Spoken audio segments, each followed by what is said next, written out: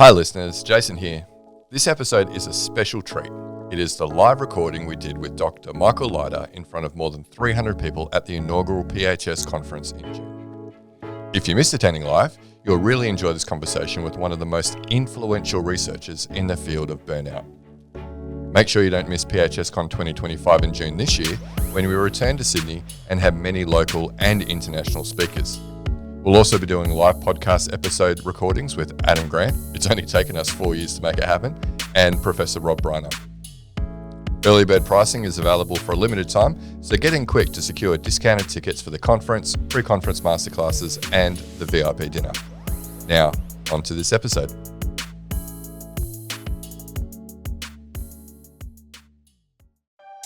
From Flourish DX, this is the Psych Health and Safety podcast. With workplace mental health becoming a safety prerogative, this is the source of information on psychological injury prevention and health promotion.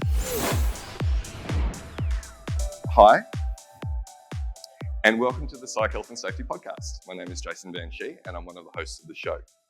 The aim of the podcast is to rapidly increase the knowledge and application of psychological health and safety in workplaces worldwide. To help with this, we have regular guests from around the world who are leading the way in this important area. But before I introduce our guest and topic for today, allow me to introduce my co-host, Joelle Mitchell. How did it, Joelle? I'm doing all right, Jason. Just okay? Yeah. Could have done with a bit more sleep. Yeah, I think all of us could have used a bit more sleep last night, yeah. How are you finding Sydney so far? Cold. It is a bit cold, yeah. We are from Perth, so. We are, yeah. We don't really have winters in Perth. There's no winter. No, not really. No. I am excited to be here and see so many people looking at us. It's a bit different to the podcast studio, isn't it? It is a little bit different, yeah. Yep.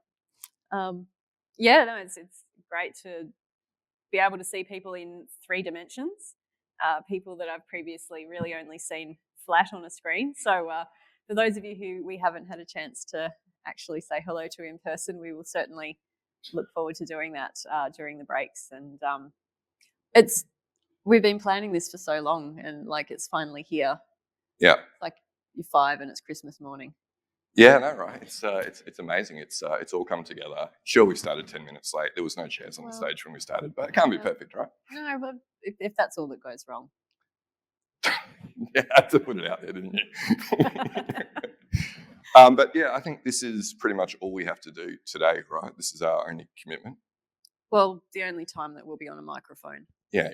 So I know I rushed and said hello very quickly to a number of you this morning, but Joelle and I'll have a lot more time to catch up in the breaks today. Really looking forward to some networking. But we've got a superstar guest just waiting for us. Yeah. We should probably introduce, people aren't here to hear us. Well, I think they'll be more excited about him. Yeah. So let's welcome our guest in. All right.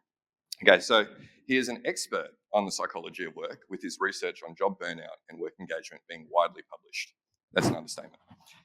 His appointments include Canada Research Chair in Occupational Health and Wellness at Acadia University in Canada, and Professor of Organisational Psychology at Deakin University in Melbourne, Australia, and is currently Professor Emeritus at Acadia University. He's also, his most recent publication, which many of you will have a signed copy of, is The Burnout Challenge, co-authored with Christina Maslach. So welcome to the stage, Dr. Michael Leiter.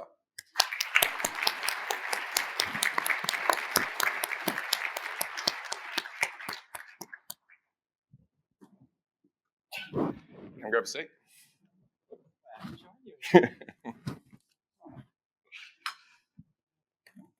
So how are you today? I'm doing well. It's very nice.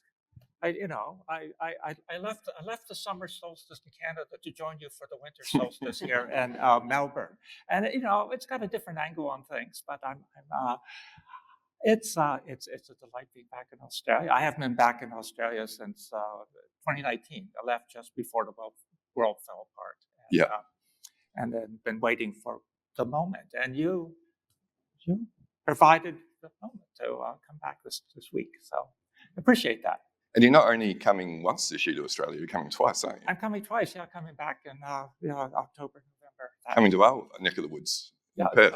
Perth, yes. Yeah. What place to be. Best place in the world. Okay. God's country. Yes, okay. Yes, looking forward to that. Yeah, awesome. All right. Well, on to our usual first question, Michael. What podcast do you like to listen to? Oh, well, clearly, your psychological health and safety. We'll have you back, Michael. Okay. So I got. Oh, what do I listen to? Gosh, I listen to the Daily because that's just the New York Times one. That's a regular kind of one. Oh gosh, I hadn't really thought about. I listen to a lot of them, but right now, It's a little bit hard to think about this. How these things, when 400 out people are of waiting the for you air. to give a response. Right. Oh, yeah. No rush. But We can just say the only podcast you listen to is the Psych Health and Safety podcast. If you like, that would be that wouldn't be true, but it would be. No, it would be. It would be a good answer. I think in many ways. But, that's all right. I think we can ask you in the break. Yeah. People can ask you when they get their book signed later on. Yeah. There you go. Yeah. That'll do it. Yeah. So it's been about 2 years since you first joined us on the podcast. Yes. What have you been up to since then? What I've been up to? Well, I've retired out of the university world. So before I was doing the professor thing with students and a lot of research and that kind of thing. And now I'm not doing that. That it's been really a lot of writing and thinking through, reflecting on a lot of these ideas, and that's part of the book. And we'll talk about that a little bit more.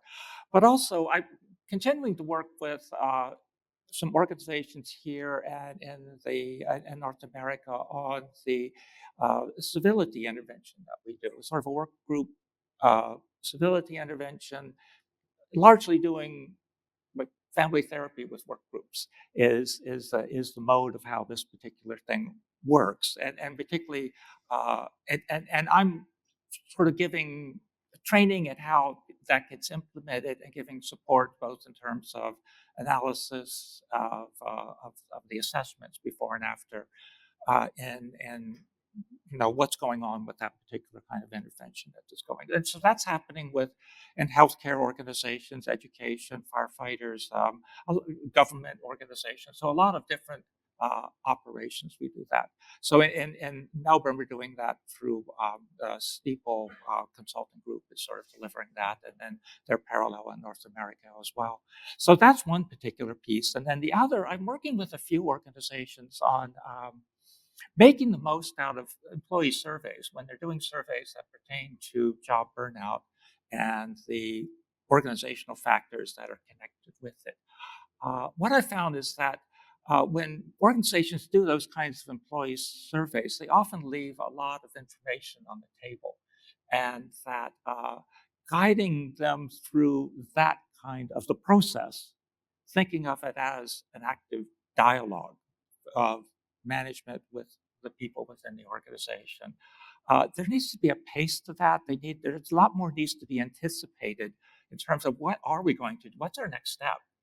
Getting ready for that and getting a depth of analysis of the data they do have, because there's a lot of stuff you can get out of the surveys, both in the words and the numbers, that is really useful for people to have that understood in a much more thoroughgoing kind of fashion. So I work with a couple of places on that kind of thing, but like government agency and a hospital right now. Don't do a lot. I keep the pace fairly relaxed these days. Well, I think play music and do things like that. But this is still part of the mix. Yeah.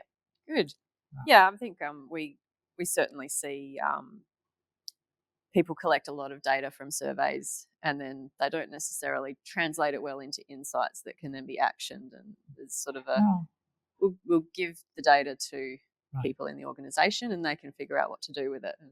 And they lose the thread with the people when they're doing that. People are really, you raise expectations quite a bit when you ask the question, and and then it sort of falls flat. Yeah, very much so. Yeah, people only have so much tolerance for putting their time and effort into something that doesn't go anywhere. Yes, that is true. Yeah, and possibly the largest cause of survey fatigue as well, like shouting out into a void and nothing happening. Well, right, because people do so many surveys because they're not doing enough with them. Yeah. So that's the easy part. Yeah. is to ask others the question. The hard part is actually coming up with a meaningful response to what they said. And so you just keep at, well, let's ask the question again. Yeah. that was easy. So I think that's an issue. That's where I sort of see there's some need for stuff. And having done a lot of work with that kind of data a lot, that I think that's a good focus for me. So Michael, obviously you've published your most recent book that you published with Christina is the Burnout Challenge. It's a big achievement. Yeah. What inspired you after you've authored so many papers and books before? What inspired you to write this particular book? Well, it's this particular one. Well, it was our COVID lockdown project. So we wrote it during 2021 when we were we had to. It's a good time to just sit down and think through things and pull together a lot of ideas. So that was part of what, just the practicality of it. It was a good time to do that. Harvard University Press asked us to do it, so that always encouraging too, that you don't have to then go out and find a publisher because they found us. And so, okay, that sounds good. And so, but we had been working together since, I think, 1984 was when we started working together, and that was 40 years ago. So yeah, I was 3 at the time. Yeah, Australia, yes. And so we just thought, let's pull things together and look at, looking back from our perspective at this point, how does our framework for thinking about job burnout fit together in terms of both the measurement and the conceptual models behind it, and what are the practical kind of approaches to dealing with this. So we thought we had thought through a lot of things, and it was very clear, during COVID and then following through it, that there was a crisis. It's sort of the nature of work and how people understood work, and it was a time to speak to that. So that was a lot of what's going on. Yeah, I mean, you guys obviously had some sort of crystal ball, because one of the biggest topics coming out of COVID was burnout. Yeah. So it was great that you were able to publish that, and then so much interest in the topic following COVID. Yeah, and that's part of, came out of it, retired out of university, and I thought, I could just take it easy, whatever. But no, this was just a topic I couldn't let go of that. So I thought, okay, we'll keep the conversation going, because people were explicitly asking questions about it, and as I said, the publisher asked us to produce the book on it because they could see there was a readership for that. Yeah, terrific. And so, what are the key themes of this book? Well, I think the particular theme we start with is how that it really helps. It's useful to think of job burnout as representing, a relationship crisis. That it's this crisis in the relationship of people with their workplaces, and their workplace as both a conceptual, an organizational entity, but within that are relationships with specific, people and individuals. So there's a people relationship, but also person with organization, and that an employment relationship, I mean, it's a transactional kind of relationship. There is something, people are looking for something from their employer, and the employer is looking for something from people. It's not like a family relationship, family relationship. I mean, with family, you put up with them even if they're, actually patently useless, but they're family, and so you stay with it. But with employment relationships, now it's much more we're looking for something, and we're looking for something for you, and how is that happening? And but also involves people. So even though it is this transactional kind of a framework, when people are disappointed on really fundamental kinds of levels, that there is a deep kind of impact on that. And so that's where we had focused a lot on our previous book, The Truth About Burnout, that we did in the 1990s, on sort of what are the areas of work life where people are running into these crises, and that idea that, well, workload is certainly, got to look at that you can't ignore workload when you're talking about burnout, but workload gets shaped by these other areas of work life, and the sense of control that people have, decision making, guidance, or where am I going with that sense of efficacy, and then the rewards. What are they both the intrinsic and extrinsic rewards associated with the sense of community, the connecting with people, and how does that happen? The fairness, and then value congruence. Are my values and this workplace values, are they in alignment, or am I working against myself or against, what's going on with values? That shapes the experience. And I think what we looked at, maintaining that part of the model, but also looking more, well, what is it that's matching or mismatching with people? And, we like with the Dici and Ryan kind of idea of those core psychological motives of belonging, efficacy, autonomy. And when those core motives are being thwarted by people's encounters with those areas of work life, that's deep. That's not just being frustrated because I didn't get paid enough today. That's annoying. But this is sort of a deeper thing on a psychological level.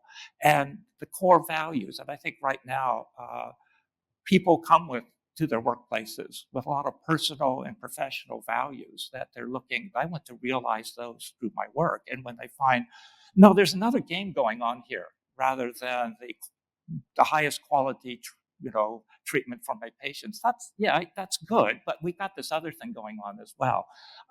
That's really important, and you've got to put that aside a bit. And people get very frustrated with that, and that happens on a deep level. That then prompts this idea of exhaustion and cynicism and inefficacy in that way. So I think that is a framework that we're really working with in terms of that. That's a big piece of it, is that, and then other things sort of roll out from that perspective. So there's like sort of a cognitive dissonance that starts the process, like almost as a precursor to the burnout development.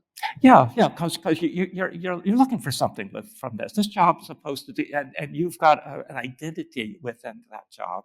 And is this place confirming who you were, where? And careers are all about, there's a timed element, like you're going somewhere, you're future oriented. This is one, you're not planning on doing this the whole life, but maybe a good chunk of it. but it's got to go somewhere. There's got to be a nice storyline to it. It's got to build and connect. And if you say, no, this story's going the wrong way. I am not going to be the hero of my own life. I'm going to be, there's something else going on here that's much bigger than that, and I don't like it, that kind of idea. So I think that yes, what you encounter and then trying to deduce where is this going. And some of that has a lot of emotional baggage to it.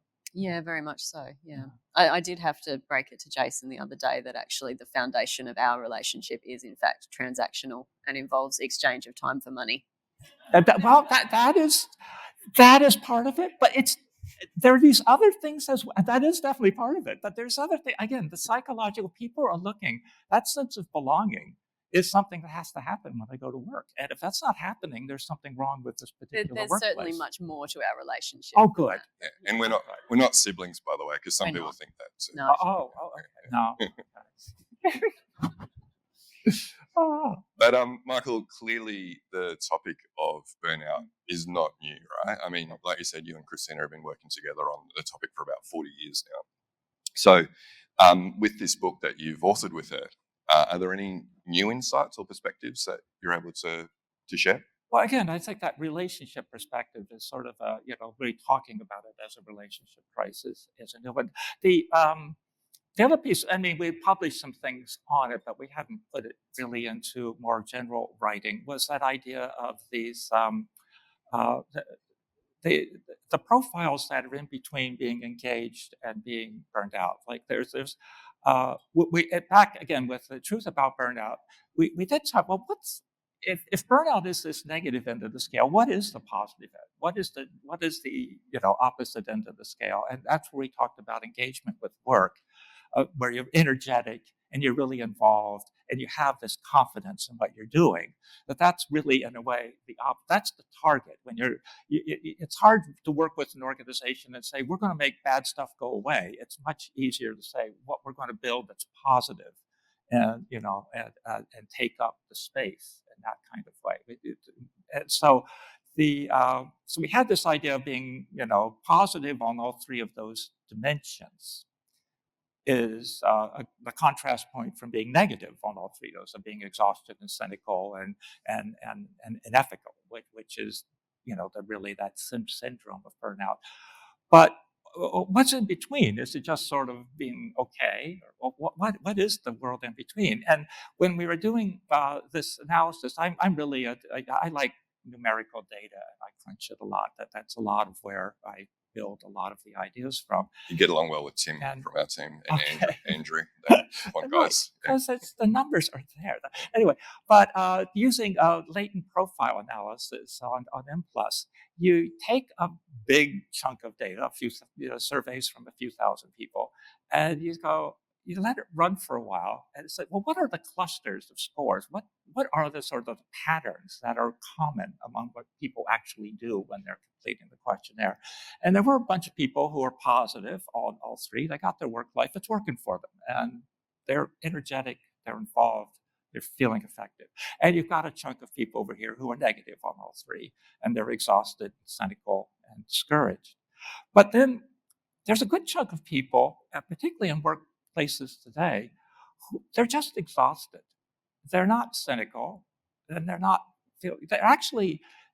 exhausted. They love their job, and they really think they're doing really important work, and they're good at it.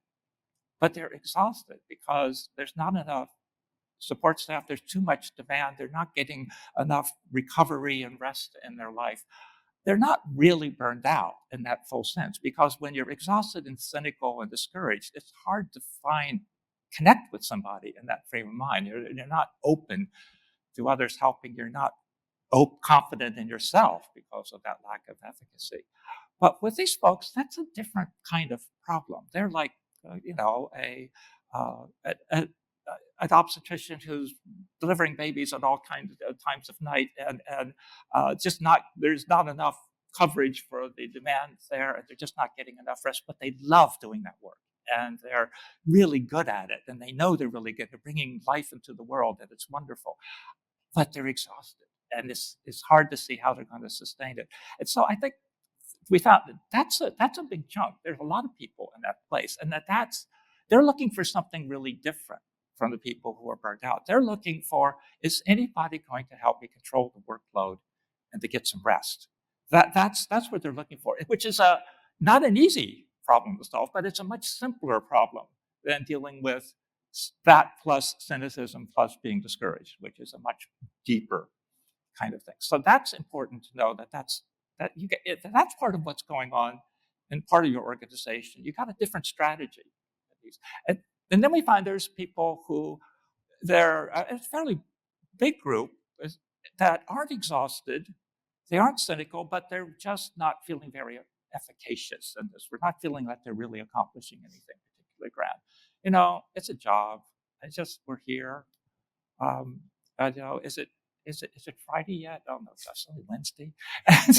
You only just got here from Canada a couple of days ago, so it's okay. But it's okay, but it's not a crisis. But it's not being engaged. It's not being excited about it. It's not getting confirmation of who you are through the work, and that's a big chunk. And then the other, which fortunately is a relatively small group, at least most organizations I work with, it might be in some more common, are people who are just cynical. And they're not exhausted, because why would they bother? And they're not and they think they're wonderful. They'll critique everybody else to you in great detail, but they think, So they just have. But in a way, the cynicism dimension of burnout is, to me, the most insidious part of it. The fact that people are exhausted, you understand, you can work with that. When people are cynical, they're drawing back. Often it's folks who had real hopes and aspirations for this and were disappointed, and they're just drawing their energy back out of this.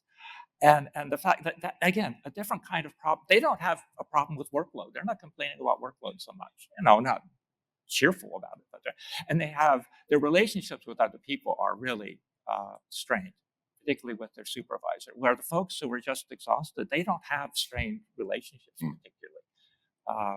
And the folks who are just lacking efficacy, they don't have a bunch of negative encounters with other people, but they have very few positive encounters with other people.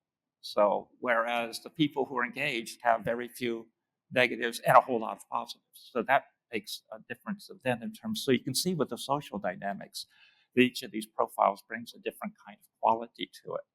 And that means that you've got different kinds of entry points to work with them. So I think that idea, and again, you started with the data analysis, and then you talk with people, and then you read. When I get comments, there was this lovely hospital that we worked with where we had like 100,000 words of written comments on the survey from the people in the hospital. They had things they wanted to communicate to us. And then I could sort those by which profile people were in, and just look at what are people who are in the overextended exhaustion only. What are they talking about? How does that differ from what the people in the burnout profile were talking about? And how does that differ in contrast with the people who are engaged? They've got issues too. They're not just saying I'm just happy. No, they've got issues and ways they want things to be improved, but they approach it in a really different way. They just put their sentences together differently when they're talking about it.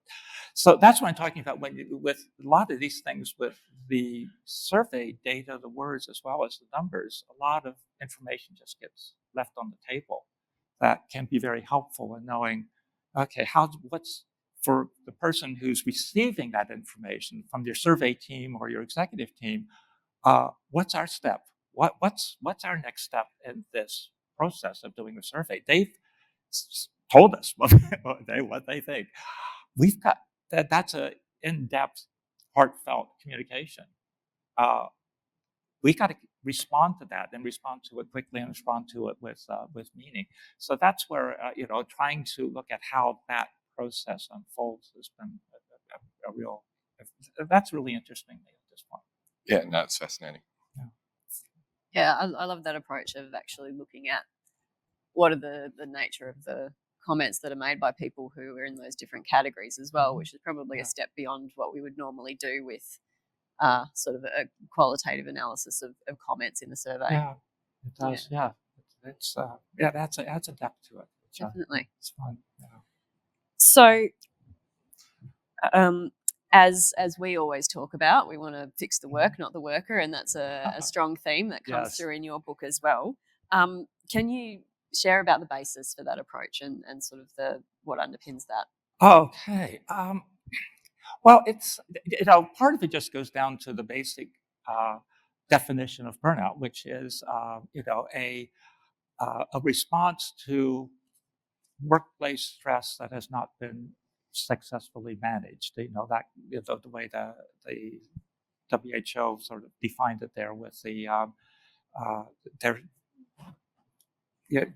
it's this occupational phenomenon, and so in that way, the root of it is the workplace and what's being managed and what's being mismanaged within that relationship with people with their the contrast point, in which I've had some direct arguments about, is the idea, oh well, it's just another form of depression, and I'm going, no, depression is something that's much more personal and much more pervasive in a person's life, and it doesn't really it's not clearly a response to a workplace situation, and making the workplace better doesn't cure people of depression. It's a different kind of dynamic that way.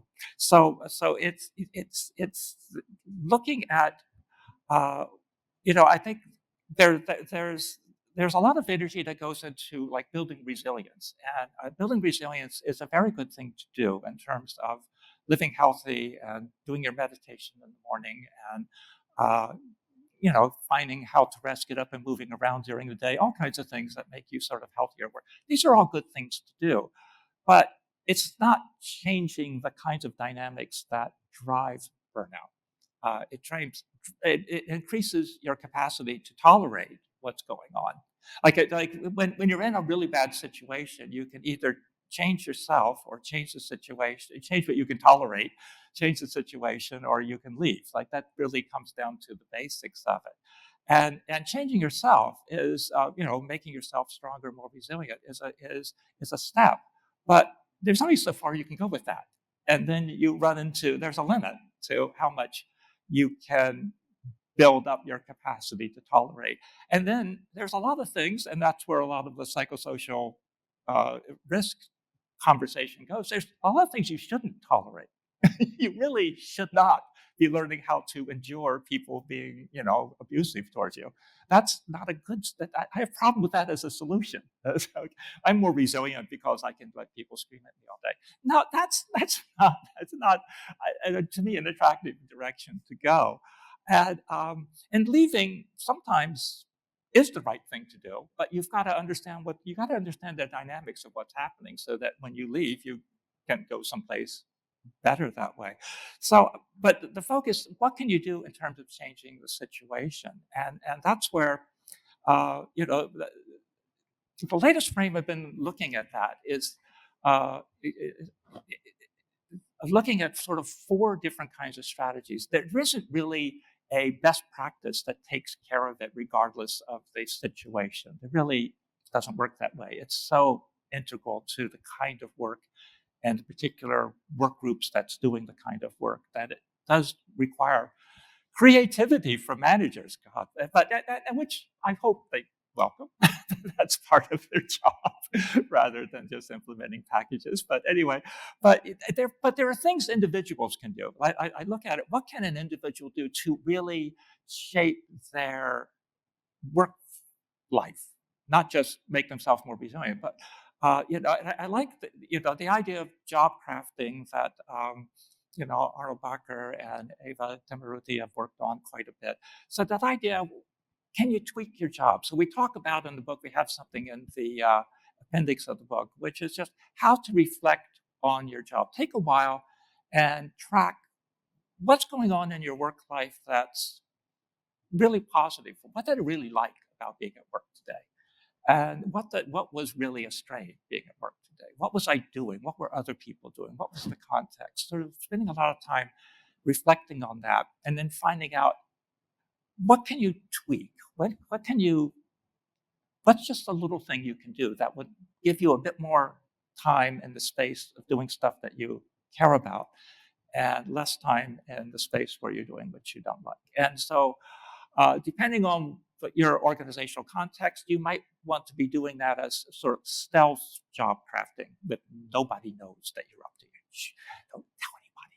But you sort of go under the radar and see what you can tweak and how much latitude do you have, and exercise that. But your focus is actually changing what's happening during your workday. You're trying on yourself, on your own, to build things a little differently. When we're talking about the workplace civility and incivility stuff, like how much can you can generate positivity. There's reciprocity is a powerful kind of dynamic. And if you're positive, if you actively go out and are positive to more people, your balance of people being positive back to you is going to get a little bit better. So there are things you can go down the road. So what can an individual do? And so we look at that. That's one level of it. And then another level is what can your manager, working with your manager, can you do? What can your manager do to be, help that along? Some people are terrified to open up to their manager about any kinds of difficulties they have this way. It's and sometimes they're very wise to be terrified of opening up to their manager on this. And sometimes it's a bit much, but when there is a good alliance between an individual and their manager, then that opens up a much wider range of how you can tweak the workplace in terms of time and place and the kind of work you're doing. That it becomes a much more powerful kind of piece if you can put that together. And then the third area is just looking at work group dynamics, and that's where what we were doing with SCORE, that strengthening a culture of respect and engagement that we work on. That's, as I said, it's more like family therapy with work groups.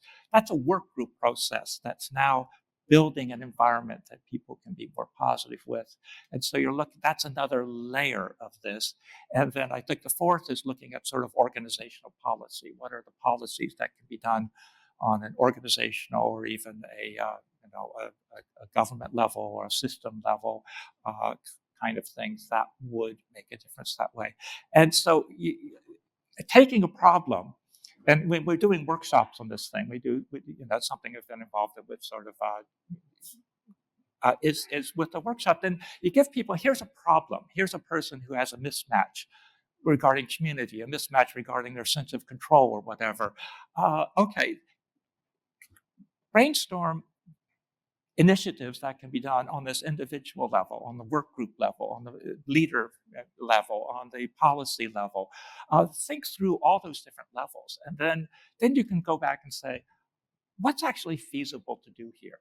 Because often when you're trying to make an impact, the issue isn't finding the thing that's has the most powerful relationship with burnout. It's often those things are things you have no control over. And you really can't do much about that. Like if you're a public sector hospital and your funding's been reduced and your clientele has been increased at the same time, and people are dealing with that, you can't really reduce workload real quick. You can repackage workload, but you can't really.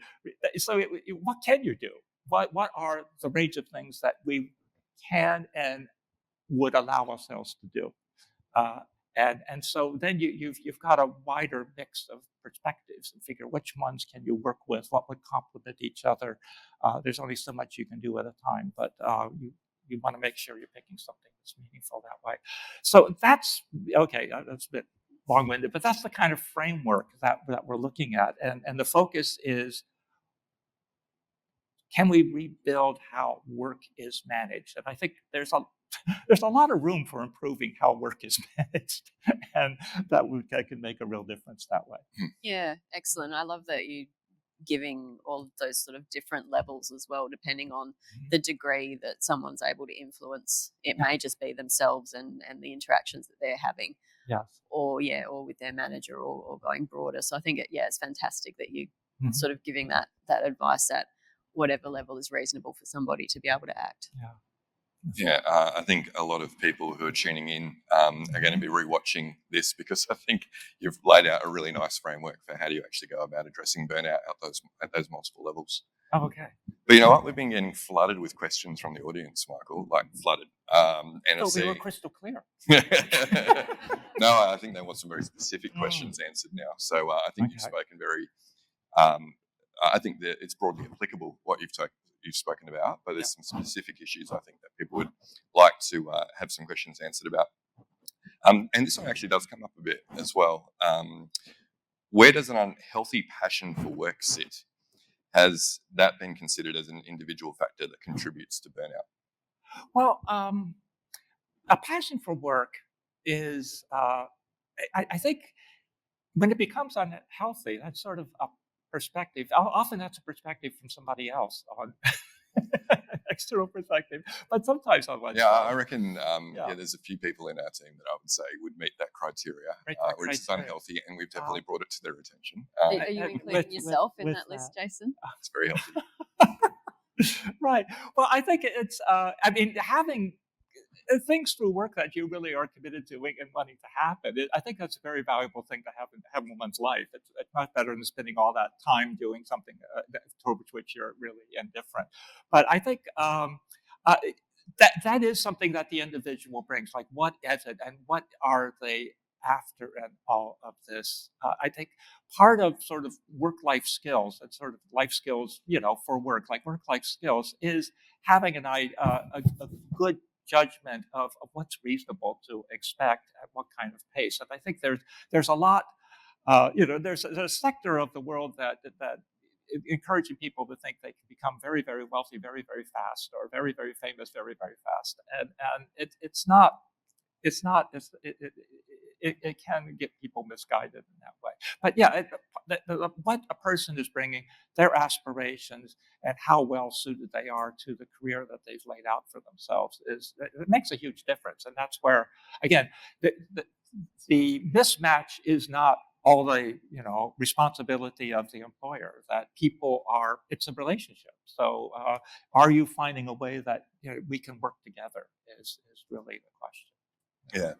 And sometimes we have to talk to employers though about what systems do you have in place to prevent people from overworking when they will push themselves to burn out themselves without some controls in place. I think so, and whether that's being driven by fear or whether that's being driven by ambition, or because that makes a real difference in what kinds of assistance they're going to respond to. Yeah. But what is driving this? And like a lot of workaholic is kind of things are driven by fear more than by passion for the work, and that just makes a difference that way, which way you're going to go. Yeah, no, for sure. Okay, so next question is.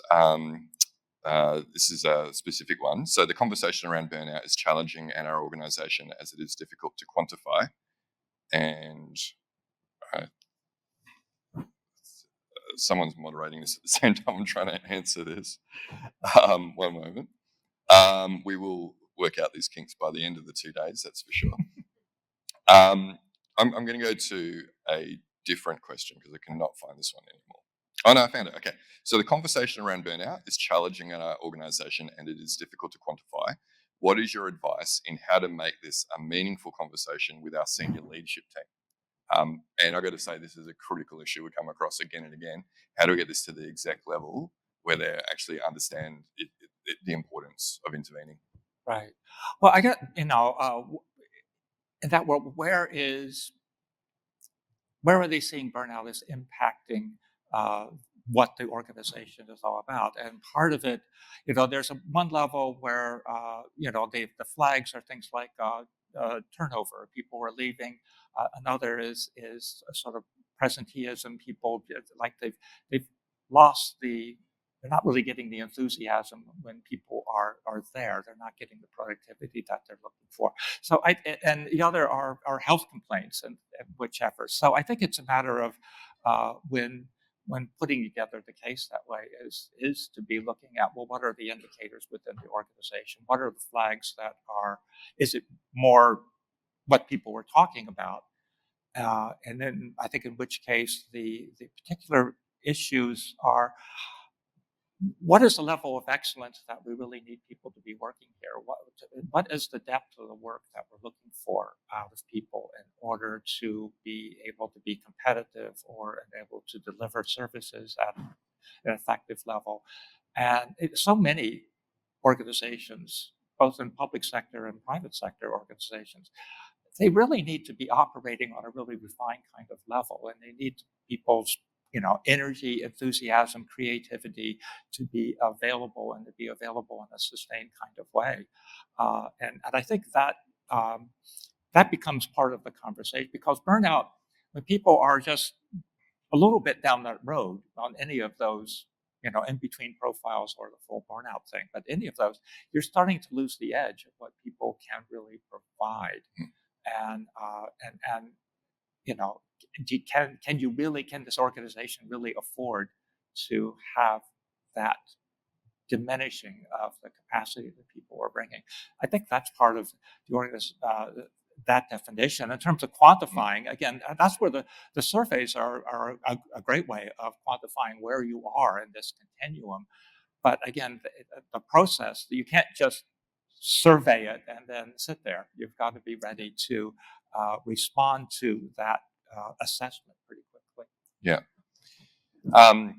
So I like that, what you're talking about there. I mean, leaders are interested in sustainable performance, right? We want them to be performing at their peak for as long as possible. And if they're burnt out, clearly they're not going to be doing that. They're not going to be doing that, no. Yeah. You lose the edge. Yeah. So while we're talking about senior leaders, how do we demonstrate to them that burnout is not simply due to a lack of individual resilience? Well, I think it's, yeah. One, you could ask, how exactly are you going to build individual resilience in people? So that seems like a challenge as well. But I think it is a matter of, they should read our book. So I find senior leaders, like, if you give them a couple of sentences. Okay. We have an HBR article as well. Oh, okay, yeah, so, Harvard Business Review. Yeah. They like that. They do. Do like that. That's the thing that they do like to read. So I think cutting it we'll down have to share a link on the podcast in 6 months' time. And 6 months. Yeah. Right, and I guess part of my idea is that I look at burnout. There's a management challenge there, and I don't look to managers to be psychotherapists. I'm not looking for managers to come up with the psychological solution for people experiencing exhaustion and cynicism and discouragement. Their job is to manage, and their handles of what they really have control over are the management structures. And say that's where your power is. That's what you're good at. Apparently, you got this MBA or something of it, and this is what you're supposed to know about. So these are the controls that you have that really make a difference. People do respond to the management environment that they're in. And the workforce is coming in. Younger people, I think, are, if anything, more value driven in terms of their approach to work. More those psychological motives are even more on the surface than previous generations. And if you're going to be able to attract the talent that's coming into the workforce, you've got to be able to respond. You've got to give them an environment where they've got hope for that future that they're working towards. Yeah, nicely said. I think sometimes leaders think, if we just make people more resilient, like put them through resilience training, give them a mindfulness app, that sort of thing, that's the easiest way to do it. But it's actually quite difficult, like you say, to make people more resilient. There isn't a lot of evidence supporting that strategy. No. So I've only got time for one more question. Sorry to everyone who has submitted one. Won't be able to answer 50 questions, unfortunately, in 15 minutes. How do you address burnout in an industry where staff are exhausted but value their work? However, due to the nature of the work, the workload is not easily decreased. So the example here is given public health hospitals, which you obviously have experience. Right. Well, I think that part of when you're looking at the workload issue, workload is shaped, people's experience of workload is shaped by these other areas of work life. Like people, when they do research and they have an objective measure of workload, like how many people, that objective measure, how many reports to be done, whatever the actual measure of workload is, what that particular measure is never a big predictor of exhaustion. It's much more these people's understanding and experience of that workload than the actual work demands themselves. And that's where, when you have a sense of control, then you're going to be experiencing that workload, that same level of demand, differently. If you have control when and where you work, how you're going to be doing the job. If you're in a team that is really supportive and behind it, can really complement each other, is communicating well with each other, workload's going to be interpreted in a really different kind of way. It's going to be the capacity for sharing and carrying things together is going to be much greater than if you're in a team that lacks that quality. And, so that's where you look to these other areas of work life and say, what can we do that's going to give people better handles on how to actually experience the work demands that they are experiencing, such that it doesn't translate as readily into exhaustion. It translates really readily into exhaustion when these other areas of work life are also strained. Yeah, and that's great advice. I mean, sometimes we see that companies do not want to consult with workers on the issue because they just think it's too big. But you don't have to do everything, right? You find the things that you can change. Yeah, a little bit of change can have a really big impact, and then provides a foundation for making another little change. I think, it's incremental, but it needs a direction. It needs a foundation to build on. Yeah. Well, terrific, Michael. It's you haven't disappointed again. It's the second time. And I know that over lunch, when you're doing your book signing, there's going to be lots of questions as well. Okay. Hopefully people don't take too long, because there's probably 200 people that want to get their book signed by you. I'll bring 2 pens. Yeah, probably.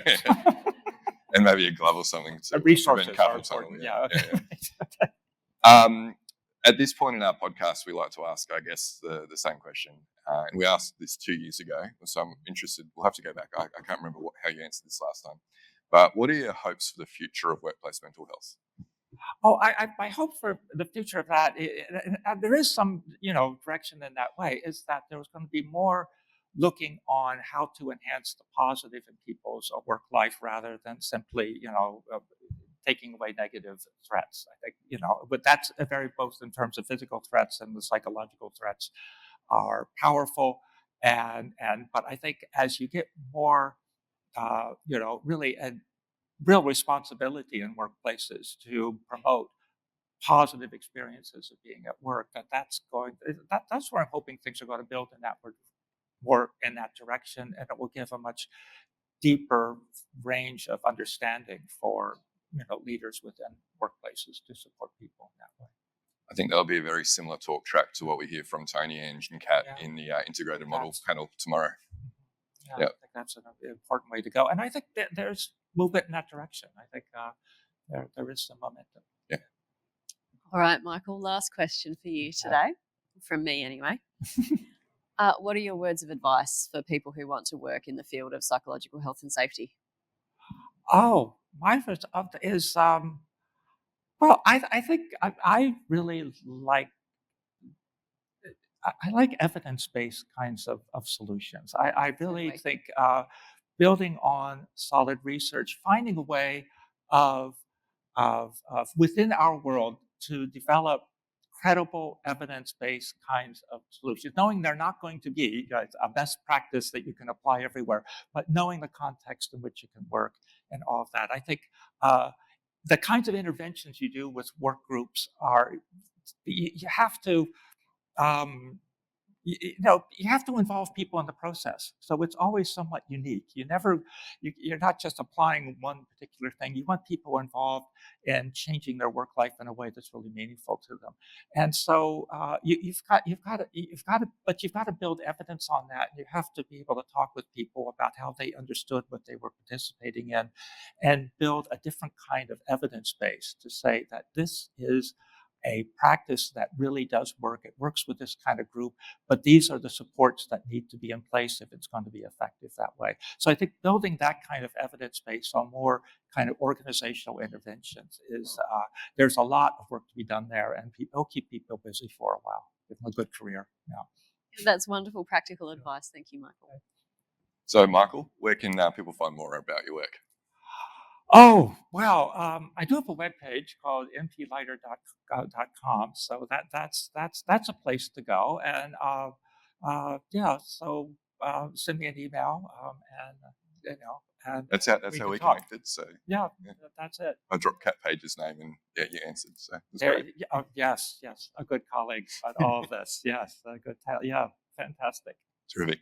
Well, thank you very much, Michael, and that brings us to the end of our podcast episode. You've been listening to the Psych Health and Safety podcast. To stay up to date with the latest on psychological injury prevention, follow Flourish DX on LinkedIn and subscribe to the Psych Health and Safety podcast at www.psychealthandsafety.com.